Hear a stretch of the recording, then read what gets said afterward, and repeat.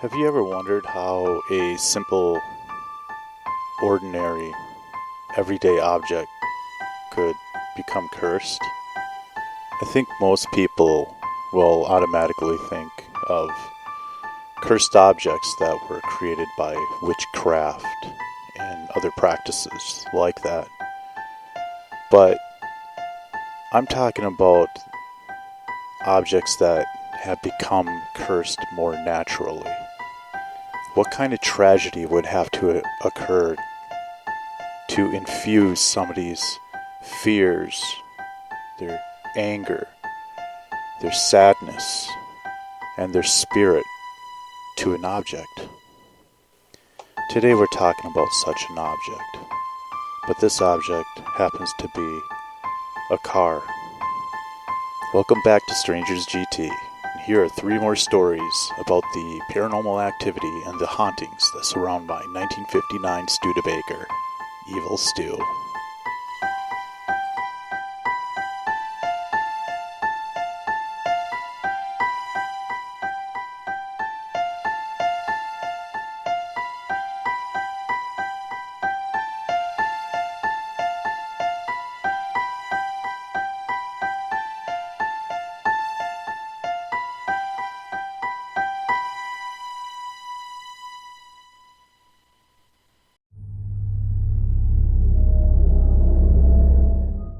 So this first story is probably the scariest event that has ever happened to me with Evil Stu. It was back in 2018, I think, and my wife and I had bought this beautiful old historic home in the middle of a big city, and it was just an absolutely beautiful house. It was all original craftsman home. If you know anything about old architecture, I mean, this house was just perfect. It was beautiful. And anyway, it came with a very small garage, and the yard was about the size of a postage stamp. We were living there for about, I don't know, a year when I decided to bring Evil Stu back home and put it in the garage because the alley was really narrow and it was really difficult to back a car out of the garage during the winter time. So I didn't really keep anything in there, and I figured maybe I should put Evil Stu in there.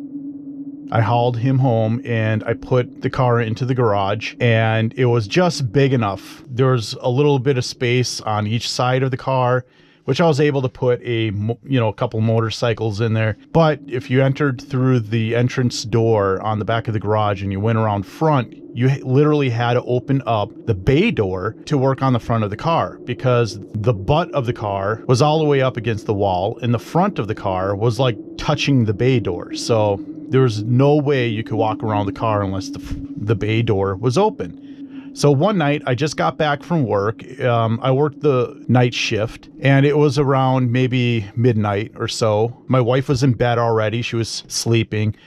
And I had just bought these gauges, like there was a temp gauge and a voltmeter that I was going to install. So I went out in the garage. I turned on the lights in the garage, and then I went directly to the front bay door and I opened it up, because in order to put these gauges in, there was certain things that had to be hooked up to the engine. Like there's a sensor for the temperature, and so that had to be routed to the cylinder head on the back side of the engine, and then wired up into the car. And then there was also the voltage gauge that also had to be wired up underneath the hood. So the first thing I did is I went to the passenger side of the car and, opened the door, and then I kind of like set up my lights in there so I could see, and kind of laid on the floor of the car and started drilling a hole to put the bezel that will hold these gauges in. And all of a sudden I hear this pitter-pattering sound scurrying around behind me. And I thought, well, maybe my wife came into the garage. So, I got up and I looked, and I didn't see anyone. And I'm like, well, okay. So I walk around the front of the car, I peek in the alley. I don't see anybody in the alley. It's pitch black in the alley. And then I walk to the garage entrance door and I peer out of it, and I don't see anybody. And I'm kind of like, okay. So at this point, I just started thinking, it's nothing, whatever. So I started working on it some more. You know, I start running the lines through the firewall, stuff like that, hooking them up to the gauges. And I hear it again. And this time I heard some kind of noise with it, kind of like a giggle sound, like a child, but it was very faint. And I couldn't tell what direction it was coming from. So I get out of the car. This time I'm a little weirded out, you know. And I'm looking around, and of course, nothing. I see no one in the garage. I go around to the back of the car. I'm like walking around, you know, to the backyard. Can't figure out where that came from. I even went inside the house and checked up on my wife, and she was still asleep. I went back into the garage and thinking, you know, I haven't been getting enough sleep lately. Maybe I'm just hearing things, or it's probably just a mouse or some other animal scurrying around in the garage. So I go back to work. The first one I started tackling was the voltmeter, and I start wiring that up. I was working on that, and it was taking some time, and everything's normal. And, you know, I'm starting to forget all about what happened. And then suddenly I hear another noise, and it was a banging noise, and it was coming from the back of the garage. Now I'm starting to freak out, right? It sounded kind of like a knocking noise, like somebody was knocking on the door, but the door was wide open. I'm thinking, well, maybe it's the wind pushing the door up against the wall, even though there was no wind that night. So I'm starting making up excuses to what it could be. You know, I finally get done wiring the voltmeter in. I'm really contemplating on whether I should start on the temp gauge, because that requires me to take a bolt out of the head of the engine to screw in the temp sensor. And as soon as I do that, antifreeze is going to come out of it. And I knew that it was going to make a mess. And I knew that I'd be out there for a while. But then another part of me is like, you know, I got this far with this, I should just keep going. So that's what I did. So I ended up putting a pan underneath the car to catch all the coolant that was going to drain out of it. And I got a wrench, and I started unbolting the old temperature sensor that was in the cylinder head. And of course, it was fighting me. It wasn't easy. It was kind of hard to reach because it's, you know, against the firewall on the back of the engine. And I'm working on it. I crack it loose, and it starts dripping antifreeze. It was loose enough to where I could start turning it by hand, so I started doing that. I got the plug out, and of course, I dropped the plug. As soon as I dropped the plug and the coolant is leaking all over the place, I started hearing more like giggling sounds, like children laughing, but it wasn't just giggling, but it sounded like voices, little voices all over the place. But it wasn't loud, it was just like kind of whispering, and I couldn't tell what direction it was coming from. At that point, I kind of stopped what I was doing, and immediately I back up into the driveway, and I just look up and down the alley, and I don't see anything. And I think, well, it's got to be the neighbor kids. The neighbor has a bunch of kids. Maybe they're just up late. You know, her kids aren't that young, though. They're teenagers, and this sounded like young kids. But I wasn't sure, and maybe it's a raccoon or something. I don't know. In the meantime, I have coolant just dripping all over the floor of my garage and leaking into the driveway. I grab the new sensor, I start threading it in, and it's, of course, you know, cross-threading. I can't get a good angle on it, and because it's such a tight squeeze in my arm between the engine and the firewall.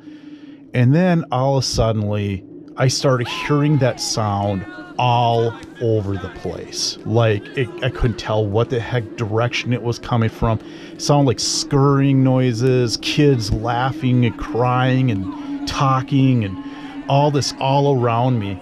And I'm trying to hurry up to get this stupid sensor in. It's dripping coolant all over the ground. It's starting to get nervous. The more nervous I get, the harder it seems to thread this thing in correctly. The noise wouldn't stop. You know, I'm looking all around me. I can't figure where it's coming from. It sounds like it's coming from every direction. Like it's coming out of the garage. It's coming from behind me, left, right, all over the place. So I finally get this thing threaded in. I shut the door of the garage, and I just hightail to the house. I'm shaking at this point. I'm freaked out. I go in the house, and I go into the bedroom, and my wife is still asleep, and I woke her up, and I told her what happened, and I was really freaked out. She was getting pretty scared too. We stayed up for a while. Neither of us could sleep after that. So that has to be the scariest thing that has ever happened to me with this car.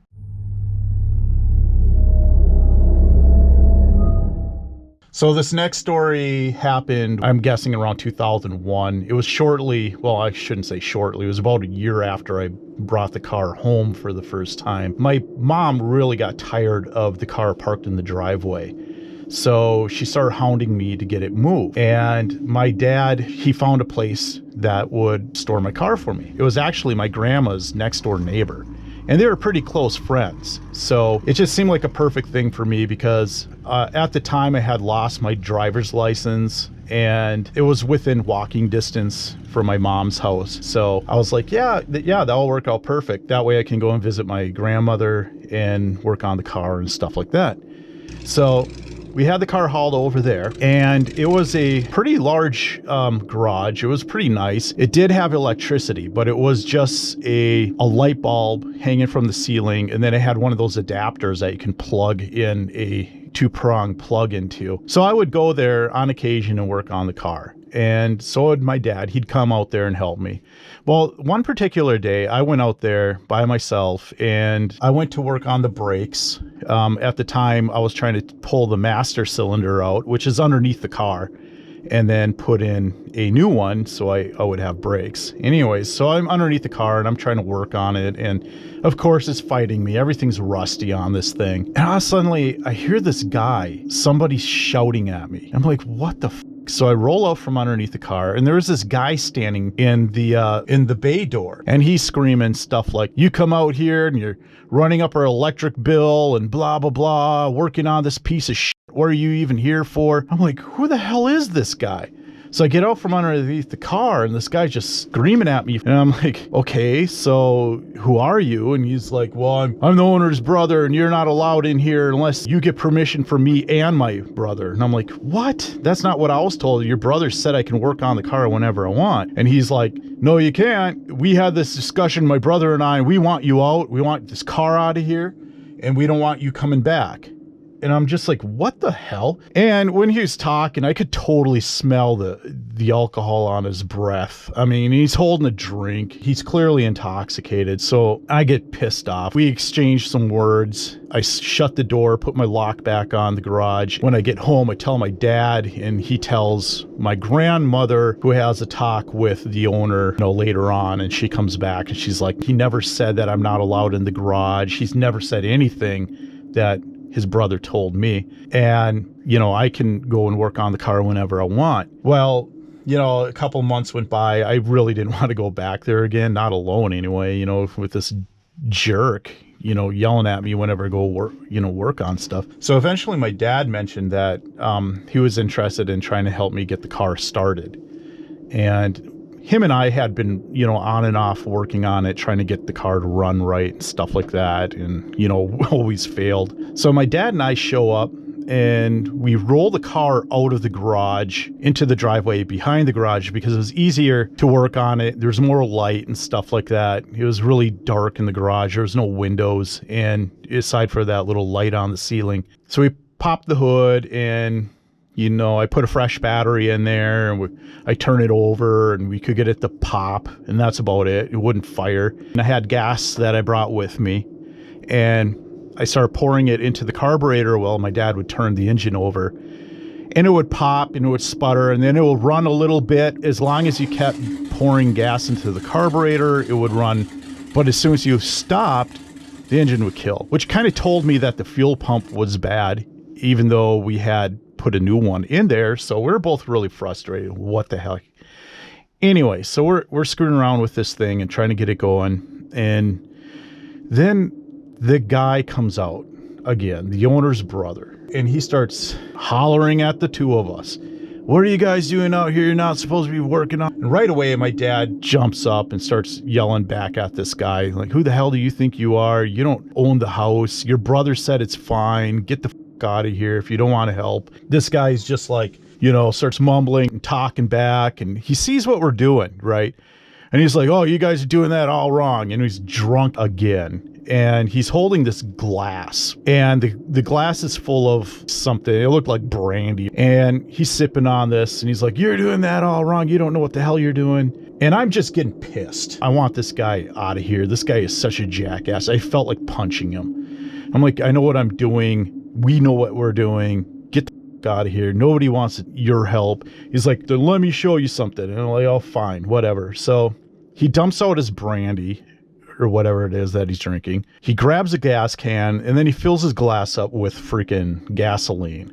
Then he goes over to the car. He's screaming at me to start it. We already determined that the fuel pump is bad and he didn't care. And I turned the ignition over and it would run as long as he kept pouring the gasoline into the carburetor. But as soon as he let up, it would just sputter and die. And I kept telling him, there's something wrong with the fuel pump or there's something wrong with the eccentric that's on the camshaft. Just try it again. Just try it again. Okay, so at this point, I'm starting to get really pissed off at this guy. My dad's starting to get really pissed off at this guy. He's wasting our time. He's being this jerk. He's not showing us anything that we didn't try already. I'm really starting to rage out. And I'm thinking, you know what? I'm going to punch this dude. I cannot stand him. So I turn over the engine again for him. And this is probably like the 5th time.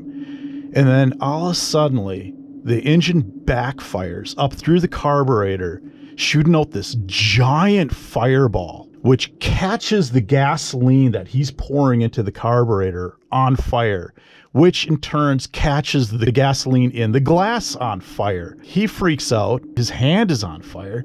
He whips the glass into the garage of all places, right onto this pile of wood.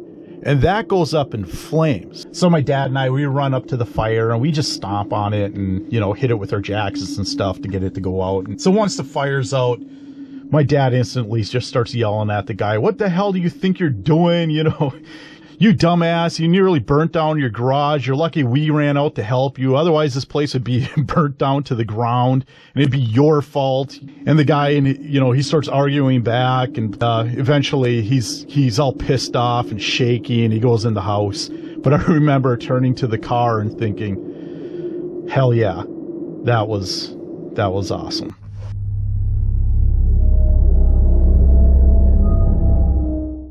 If you watch my last haunted car video, you know that I've been trying to capture some type of ghostly activity on camera. I will occasionally go out, set up the camera, and try to capture something with the Evil Stu, just to show you guys that what I'm talking about actually does happen. Even though I haven't actually caught the smoking gun, I have caught some pretty strange activities.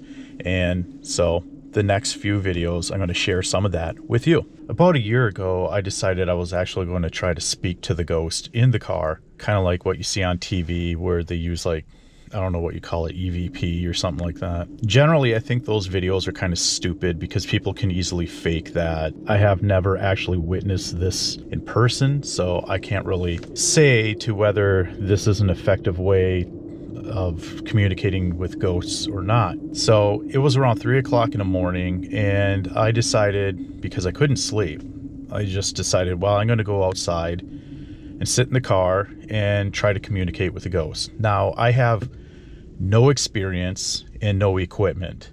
And I sat there for, I'm guessing about an hour inside the car with the lights off and the garage door closed. I attempted to summon the ghost and ask it some questions like, how long have you been with the car, and so on and so forth. Now, nothing really happened when recording, so I didn't post this onto YouTube.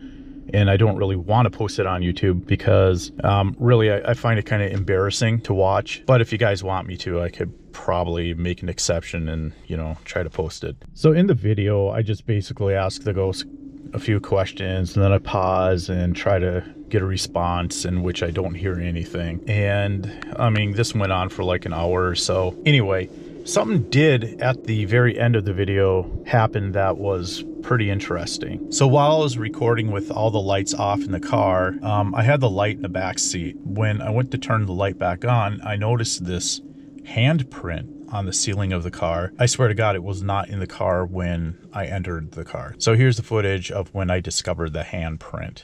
But it looks like there's a handprint on the ceiling.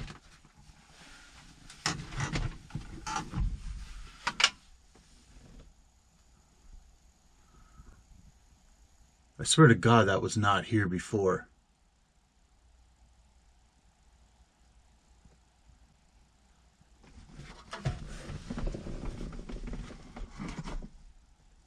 It's almost like it's white. No, it's not.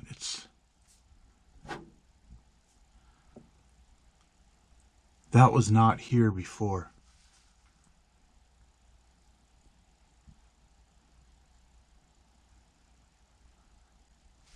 It looks like 4 fingers and a thumb, doesn't it?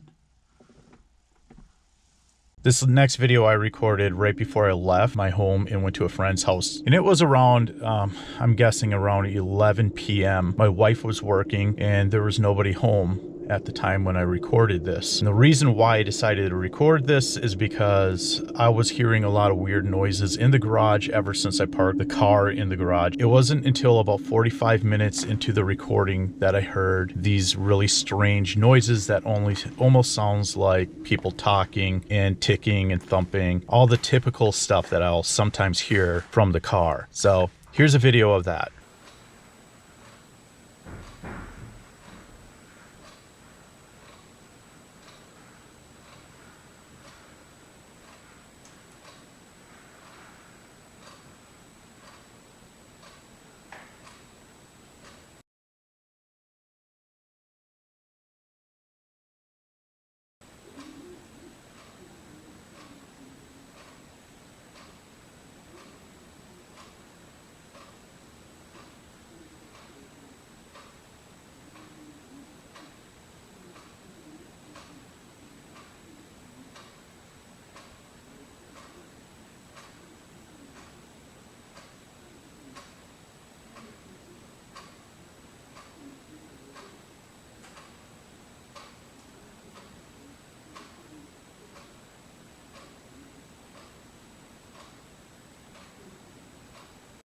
Okay guys, so that pretty much sums up what I have for this quote-unquote Halloween special. I know it's a little late for a Halloween special. If this is something that you would like to see more often on my channel, go ahead and leave me a comment. I'm actually kind of thinking of making more haunted car content, and not the usual like James Dean's Porsche or the Golden Eagle. I want original content. Okay, thank you guys. I appreciate you watching and take care.